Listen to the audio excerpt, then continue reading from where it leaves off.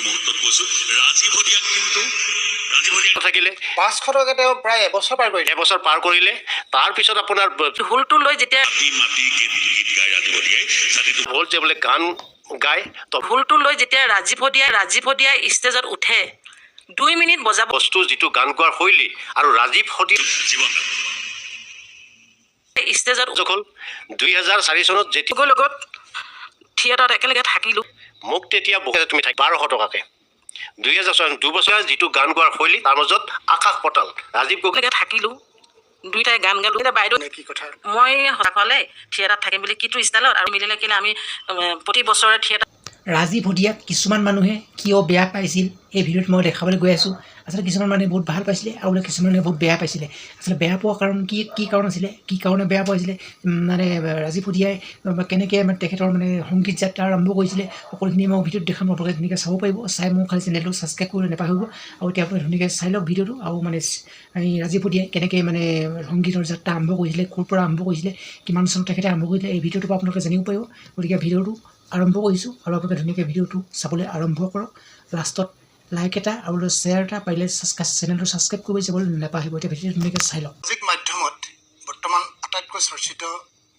ৰাজীৱ হদিয়াৰ নামটো তেওঁ আমাৰ পৰা গুচি গ'ল আমাৰ মাজৰ পৰা তেওঁ ইতিমধ্যে স্বৰ্গগামী হৈছে কিন্তু আমি ৰাইজক সেই ব্যক্তিজনৰ কেইটামান আপোনালোকৰ মাজলৈ আগবঢ়াবলৈ বিচাৰিছোঁ যিজন ব্যক্তিক প্ৰথম সংস্থাপন দিয়া দুজন ব্যক্তি আজি আপোনালোকৰ মাজত চিনাকি কৰি দিম ৰাজীৱ হদিয়াক প্ৰথম উলিয়াই আনিছিলে ঘৰৰ পৰা যেতিয়া 500 টকা মাত্ৰ দৰমহা লৈছিলে যি দুজন ব্যক্তিয়ে ৰাজীৱ হদিয়াক উলিয়াই আনিছিলে সেই ব্যক্তি দুজনৰ মনৰ বহুত তেওঁলোকৰ দুখ আছে আবেগ আছে তেওঁলোকৰ লগত দুআষাৰ কথা পাতিবলগীয়া হৈছে মই তেওঁলোকে খুব মোৰ লগত এইকেইদিন চৰ্চা কৰি আছে বিষয়টোক লৈ তেতিয়া মই ক'লোঁ যে আপোনালোকে যিহেতু ৰাজীৱ হদিয়া তেওঁক উলিয়াই আনিছিলে এখন মঞ্চ দিছিলে গতিকে আপোনালোকৰ মনৰ কথাখিনি আমি ৰাইজৰ আগত দিবলৈ আগবাঢ়িছোঁ মই প্ৰথমতে চিনাকি কৰি দিছোঁ কাঞ্চনজংঘা থিয়েটাৰৰ প্ৰযোজক ৰমেন শৰ্মা ডাঙৰীয়া নমস্কাৰ আৰু এয়া কল্পনা শৰ্মা নমস্কাৰ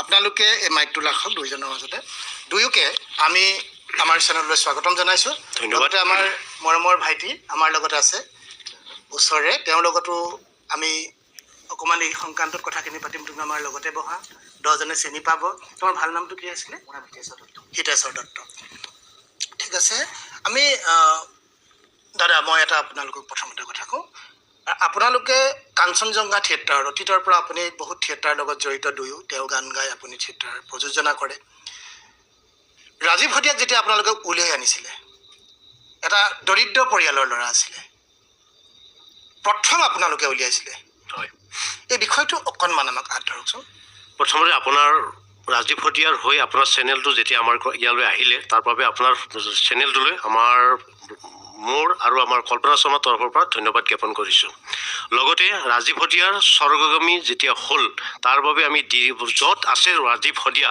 তাতে শান্তিৰে থাকক বুলি আমাৰ দুয়োটাৰ তৰফৰ পৰা আমি তেখেতৰ ওচৰত আমি কি ক'ম এতিয়া তাৰমানে ভাষা নাই বাৰু তথাপিতো তেখেত য'ত আছে তাতে শান্তিত থাকক তাৰে কামনা কৰিছোঁ এতিয়া ৰাজীৱ হদিয়াৰ হৈ মই দুআষাৰ চমুকৈ ক'ব বিচাৰিছোঁ সেইটো হৈছে 2004 চন 2004 চনত মই আৰু আমাৰ বামুণবাৰীৰ দেৱজিৎ গগৈ নামৰ আমি দুজন ব্যক্তিয়ে কাঞ্চনজংঘা থিয়েটাৰখন খুলিছিলোঁ তেতিয়া আমাক এজন গায়কৰ প্ৰয়োজন হোৱাত আমি যেতিয়া হদিয়াত চপাখোৱাত টুপচিঙাত আমি থিয়েটাৰ কৰি আছিলোঁ সুৰুজ থিয়েটাৰ তেতিয়া সেইজন ব্যক্তি আমাৰ লগত যোগাযোগ হৈছিলে যোগাযোগ কৰি দিছিলে তাৰে স্থানীয় ব্যক্তিসকলে যে তেতিয়া নাম আছিল তেখেতৰ ৰাজীৱ গগৈ যেতিয়া হ'ল যে বোলে গান গায় তবলা বজায় কিবা বজায় এনেকুৱাকৈ মিউজিকৰ কাৰণে আহিছিলে তেতিয়া মোৰ লগত যোগাযোগ হ'ল 2004 চনত যেতিয়া মোৰ লগত যোগাযোগ হ'ল ৰাজীৱ গগৈ তেতিয়া মই ক'লোঁ আমাৰতো গায়ক আছে অৰুণ হালৈ গতিকে তথাপিও মোক বোলে কিবা কৰি আপুনি ৰাখি থৈ দিয়ক মোক তেতিয়া বহুত ব্যক্তিয়ে ক'লে যে এখেতৰ বহুত মিউজিকতো হাত আছে ঠিক আছে বাৰু ঠিক আছে মই ক'লোঁ ঠিক আছে তুমি থাকি দিবা একো নাই কিন্তু দৰমহা তুমি বেছি নোপোৱা বোলে কিবা এটা দিব তেতিয়া মই তেওঁক মাহিলীয়ে 500 টকাকৈ দিছিলোঁ 2004 চনত তেওঁ আমাৰ কাঞ্চনজংঘা থিয়েটাৰত আছিলে, গতিকে তেখেতক 2004 চনত আমি 500 টকাকৈ দিছিলোঁ। যেতিয়া 2004 চন 5 চনত আমাৰ থাকিল, 6 বছৰতো আমাৰ কাঞ্চনজংঘা থিয়েটাৰ থাকিল, তেতিয়া তেখেতক দিছিলোঁ আমি 1200 টকাকৈ। 2006 2 বছৰ থাকিলে, 500 টকাকৈ তেওঁ প্ৰায় এবছৰ পাৰ কৰিলে। এবছৰ পাৰ কৰিলে। তাৰপিছত আপোনাৰ ছেকেণ্ড বছৰ আমি 1200 টকাকৈ দিলোঁ। কিন্তু তেখেতৰ এটাই বস্তু ভাল লাগিলে, 2004 চনত এটা গানেই তেখেতক বস্তুটো সলাই দিলে। সেই গায়ক গানটো হৈছে তুমি আহিবানে সন্ধিয়া পৰত। এই গানটো অৰুণ হালৈয়ে লিখিছিলে, অৱশ্যে তেখেতৰ প্ৰয়াত এতিয়া। এই অৰুণ হালৈয়ে লিখিছিলে, সেইজন ৰাজীৱ গগৈয়ে গাইছিলে। সেই ৰাজীৱ গগৈয়ে যেতিয়া গানটো গাইছিলে, মঞ্চত বহুতবাৰ গোৱাৰ পিছত সেই গানটো হৈ গ'ল। তাৰপিছত ৰাজীৱ গগৈয়ে আপোনাৰ সেই গানটো কেছেটত ৰূপান্তৰ কৰিলে। পিছলৈ 2006, 7, 8 তেখেতৰ 8 চনলৈকে ৰাজীৱ গগৈ নাম থাকিলে। 8 চনৰ পিছৰ পৰাহে তেখেতৰ নাম ৰাজীৱ শদিয়া হ'ল। এইটো বহুতে নাজানে। আজি মই সেইকাৰণে আপোনাৰ চেনেলৰ যোগেদি এই কথাটো মই জনাই দিলোঁ। এইটো আপোনাৰ শদিয়াবাসীয়ে জানে, আৰু আপোনাৰ মৰাণবাসীয়ে, খোৱাংবাসী আৰু আমাৰ বামুণবাৰীবাসীয়ে জানে। কিন্তু বহুত মানুহে অসমৰ বহুত ঠাইত নাজানে যে ৰাজীৱ গগৈ, প্ৰথমতে ৰাজীৱ গগৈ আছিলে। 9 চনৰ পৰাহে তেখেতৰ নামটো ৰাজীৱ শদিয়া হৈছে। কওক আৰু কিবা? আৰু জানিবলৈ মন আছে, যেতিয়া ল'ৰাজন দৰিদ্ৰ পৰিয়ালৰ ল'ৰা আছিলে একেবাৰে, নহয় জানো? হয় হয়। আপুনি যেতিয়া আপোনাৰ ওচৰলৈ প্ৰথমতে যেতিয়া তেওঁ আহিছিল, প্ৰথমতে তেওঁ আপোনাৰ ওচৰলৈ আহোঁতে আপুনি কেনেধৰণৰ প্ৰতিক্ৰিয়া হৈছিলে আপোনালোকৰ মাজত? মই যেতিয়া এই ৰাজীৱ শদিয়া মোৰ প্ৰথম আমাৰ থিয়েটাৰ, তেতিয়া সুৰুচ আছিলে, মই টকাৰত সুৰুচ থিয়েটাৰত যেতিয়া আহিছিলে প্ৰথম আমাৰ পেণ্ডেললৈ চপা খোৱাত, তেতিয়া আহি দেখিলোঁ যে একদম গাঁৱলীয়া, তাৰমানে একো আহি নাই। হাৱাই চেণ্ডেল এযোৰ পিন্ধি আহিছে, লং পেণ্ট এটা পিন্ধি আহিছে। মানে লং পেণ্টত মানে লং পেণ্ট চাৰ্ট, কোনো মানে যিটো মানে গাঁৱলীয়া পৰিৱেশ, সেই পৰিৱেশতে আহিছিলে। আহি দেখিলোঁ যে মই কি হ'ব। তাৰপিছত গান এটা গাব দিছিলোঁ মই তাতে সৰু বহিলে এটা গান গাইছিলে সৰু ভাই। সেই গানটো মোৰ এতিয়া পাহৰিলোঁ কি গান গাইছিলে। প্ৰথম মানে মহেন্দ্ৰ হাজৰিকাৰ গান এটা গাইছিলে। সেই গানটো গাওঁতে বোলো হ'ব দিয়া, তুমি থাকিবা, তুমি তাৰ আগতো একেবাৰে নাছিলে। নাই। তাৰ আগতে মই ৰাজীৱ গগৈ কেতিয়াও চিনি নাপাওঁ, কোনেও চিনি নাপাওঁ। থিয়েটাৰত তেতিয়া আহিলে, মই আমাৰ থিয়েটাৰত কাঞ্চনজংঘা থিয়েটাৰত অহাৰ পিছৰ পৰাই মানে প্ৰায় বহুতে জনা হ'ল ৰাজীৱ গগৈ। মোৰ একো ভাষাই নাইকিয়া হৈছে। মই ৰাজীৱ গগৈৰ লগত থিয়েটাৰত একেলগে থাকিলোঁ, দুয়োটাই গান গালোঁ। সঁচা কথা ক'বলৈ গ'লে ৰাজীৱ গগৈ এটা বহুত ঠাণ্ডা ল'ৰা। কিবা এটা নাজানিলে বাইদেউ এইটো কেনেকৈ হ'ব এনেকৈ সোধে। কিন্তু ৰাজীৱৰ কণ্ঠত সঁচাকৈ যাদু আছিলে। বহুত ভিতৰৰ পৰিৱেশৰ পৰা ওলাই অহা ল'ৰা হ'ব পাৰে। আমাৰ কাঞ্চনজংঘা থিয়েটাৰত সেইবাৰ আমাৰ মাঘত মামণি বিয়া মানে নাটকখন লৈছিলে।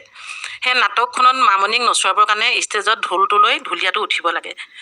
সেই ঢোলটো লৈ যেতিয়া ৰাজীৱ শদিয়াই ষ্টেজত উঠে, 2 মিনিট বজাবলগীয়া জেগাত ৰাজীৱ শদিয়াই 5 মিনিট বজাই মাঘত মামণিক নচুৱাব লাগে তাত। ইমানেই দৰ্শকে ভাল পায় আৰু ইমান ধুনীয়া কণ্ঠ তাৰ। কোনোদিন মোৰ লগত মানে কোনোদিন একো এটা আমি সাক্ষাৎ বিক্ষাৎ কৰি নাপালোঁ।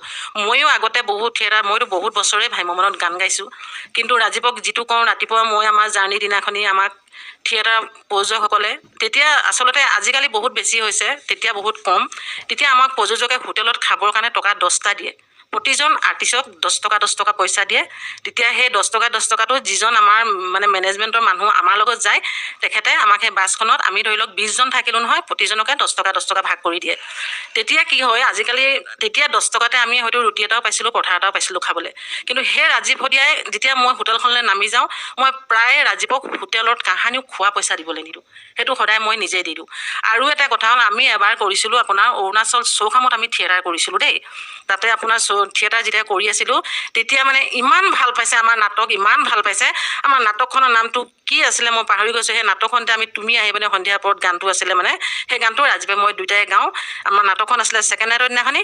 আমি ছেকেণ্ড নাইটৰ দিনাখনি নাটকখন কৰি গানটো গাওঁ, আৰু লাষ্ট নাইটৰ দিনাখনি সদায় ৰাজীৱে মই ষ্টেজত দুয়োটাকে গামোচা পিন্ধাই আমাক সেই গানটো সদায় গোৱাই ৰাজীৱকে মোকে। তেনেকৈ দুয়োটাই গাই আছোঁ, গৈ আছোঁ। আমাৰ অৰুণাচলত যেতিয়া প্ৰগ্ৰেম হ'ল, তেতিয়া ধৰিলে যে আপোনালোকে আমাৰ ইয়াত এদিন অকল মানে 4 দিন তেওঁলোকে থিয়েটাৰ লৈ 3 দিন নাটক কৰি এদিন অকল প্ৰগ্ৰেম কৰিবলৈ দিলে। সেইদিনাখনি ৰাজীৱে মই দুয়োটাই মোটামুটি আমি 3-4 ঘণ্টা প্ৰগ্ৰেম কৰিছোঁ। কিন্তু সঁচা কথা ক'বলৈ গ'লে, মই ভ্ৰাম্যমানত যদিও ৰাজীৱতকৈ আগৰ পৰা আছিলোঁ, কিন্তু এনেকুৱা ভাৱ হৈ গৈছে তাত যেন ৰাজীৱ মোতকৈ বহুত ওপৰত গুচি গৈছে। ৰাজীৱে, মই যদি গান 3টা গাইছোঁ, ৰাজীৱে তেতিয়াহ'লে 7টা গান গাইছে তাত। ইমানেই দৰ্শকখিনিয়ে ভাল পাইছে, ইমানেই ভাল পাইছে, তাৰমানে সকলোৱে কোনো ক'বলৈ ভাষা নাই তাৰমানে। কিন্তু ৰাজীৱ এটা সঁচাকৈ খুব নম্ৰ ল'ৰা আছিলে। আৰু তেওঁৰ যেতিয়া সংসাৰ আছে, তেওঁ তেওঁ সংসাৰ সঁচা কথা সংসাৰখনৰ বিষয়ে আপুনি কিমান জানে, কি কথা? মই সঁচা কথা ক'বলৈ গ'লে যেতিয়া মোৰ ৰাজীৱৰ লগত থিয়েটাৰ যেতিয়া সি বেলেগত গ'ল, মই বেলেগত গুচি গ'লোঁ থিয়েটাৰ, তাৰ পাছৰ পৰা ৰাজীৱৰ লগত কোনো ধৰণৰ আমাৰ তেনেকৈ বৰ বিশেষ যোগাযোগ নাই। তথাপিতো প্ৰগ্ৰেমবিলাকত পাওঁ, ক'ৰবাত পালে আহিব যাওঁ। এবাৰ দুইটাই সি কোন জেগাত প্ৰগ্ৰেম এটা কৰি থাকোঁতে মই যাওঁতে মোক মাতি লৈ গ'ল যে কল্পনা বাইদেউ আহক, গান এটা গখি আহক, এনেকৈ বুলি একদম গবা মাৰি ধৰি সি মোক লৈ গৈছে। তেতিয়া মই তাক কৈছোঁ, ৰাজীৱ তই সঁচাকৈ ৰাজীৱ হয়নে? তোক দেখি মোৰ মানে কি লাগিছে মই নিজে জনা নাই। তাৰমানে যিটো ৰাজীৱ শদিয়াই যিটো পৰিৱেশত লৈ আমি চেপাখোৱাত পেণ্ডেল কৰোঁতে থিয়েটাৰত থাকিম বুলি কথা পাতিছিলে, সেইটো ৰাজীৱ শদিয়াক মই সেইদিনাখনি দেখিছোঁ।